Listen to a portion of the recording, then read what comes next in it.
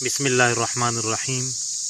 امریکی کے صدر نے جو کہا افغانستان کے حوالے سے کہ وہاں پر جو ایئر بیس ہے وہ ہم واپس لیں گے، تو طالبان کا کیا بیان آیا ہے ابھی وہ میں سن رہا تھا، تو تھوڑا سا میں نے سن لیے، باقی آپ ہی میرے ساتھ سنیں کہ طالبان کا کیا جواب ہے۔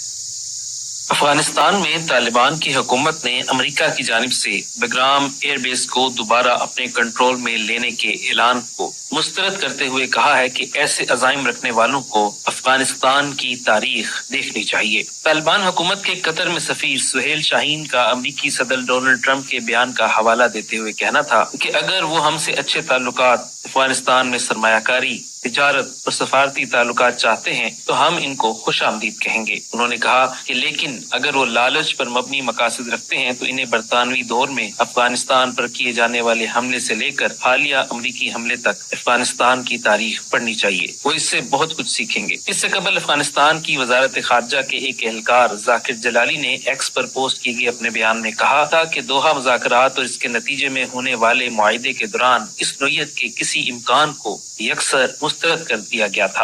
افغانستان کی عبوری حکومت کی جانب سے یہ بیان امریکہ کے صدر ڈونلڈ ٹرمپ کے ایک حالیہ بیان کے رد عمل میں آیا، جس میں ٹرمپ نے کہا تھا کہ امریکہ افغانستان میں موجود بگرام ایئر بیس کو دوبارہ اپنے کنٹرول میں لینا چاہتا ہے کیونکہ امریکہ کو چین کے نزدیک واقع اس فوجی اڈے کی ضرورت ہے۔ چین نے بگرام ایئر بیس پر دوبارہ کنٹرول حاصل کرنے کے امریکی منصوبے پر سخت رد عمل کا اظہار کرتے ہوئے کہا کہ خطے میں تناؤ بڑھانا اور تصادم پیدا کرنا لوگوں کی امنگوں کے خلاف ہے۔ چینی وزارت خارجہ نے کہا کہ افغان عوام کو ملک کے مستقبل کا فیصلہ کرنا چاہیے۔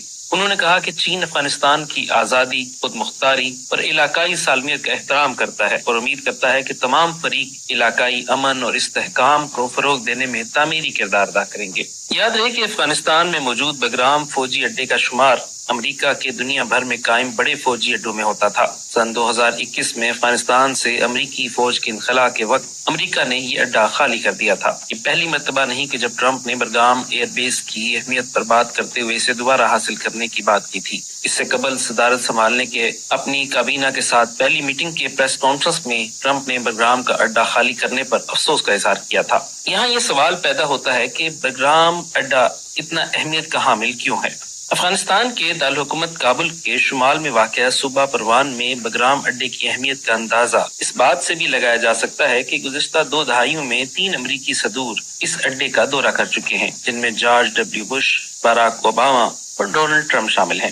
جو بائیڈن نے سن 2011 میں بگرام ایئر بیس کا دورہ کیا تھا، تاہم اس وقت وہ امریکہ کے نائب صدر تھے۔ سوویت یونین نے یہ فوجی اڈا 1950 کی دہائی میں صوبہ پروان میں قائم کیا تھا۔ بگرام 1980 کی دہائی میں افغانستان پر قبضے کے دوران سوویت افواج کا انتہائی اہم اڈا سمجھا جاتا تھا۔ 11 ستمبر کے حملوں اور امریکہ کی طرف سے دہشت گردی کے خلاف جنگ کا اعلان کرنے کے بعد امریکی افواج دسمبر 2021 میں اس اڈے میں داخل ہوئیں اور یہاں قابض ہو گئیں۔ تقریباً 2 دہائیوں تک یہ اڈا القاعدہ اور طالبان کے خلاف لڑائی کا مرکز رہا۔ یہ 77 مربع کلومیٹر پر پھیلا ہوا ہے، جبکہ اس میں موجود بیرکس اور رہائش گاہیں ایک وقت میں 10,000 سے زائد فوجیوں کو پناہ دے سکتی ہیں۔ بگرام کے 2 رن ویز میں سے ایک 2.5 کلومیٹر سے زیادہ طویل ہے۔ ڈونلڈ ٹرمپ کے مطابق اس اڈے میں سب سے مضبوط اور سب سے بڑا کنکریٹ رن وے ہے۔ ٹرمپ کے مطابق اس رن وے کی موٹائی تقریباً 2 میٹر ہے۔ یہاں کبھی امریکی فوجیوں کے لیے برگر کنگ اور پیزا ہٹ جیسے فاسٹ فوڈ ریسٹورنٹس کے علاوہ الیکٹرانکس سے لے کر افغانی قالینوں تک سب کچھ فروخت کرنے والی دکانیں بھی موجود تھیں۔ اس کے علاوہ یہاں ایک بدنام زمانہ جیل بھی قائم تھی، جس میں طالبان سمیت شدت پسند گروہوں سے وابستہ درجنوں قیدی رکھے گئے۔ 2021 میں امریکی انخلاء کے دوران بگرام کو اچانک اور بغیر کسی پیش اطلاع کے چھوڑ دیا گیا،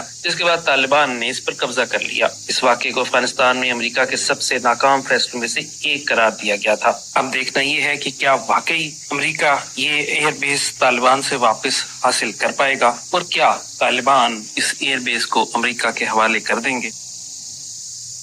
تو انشاءاللہ نہیں کریں گے۔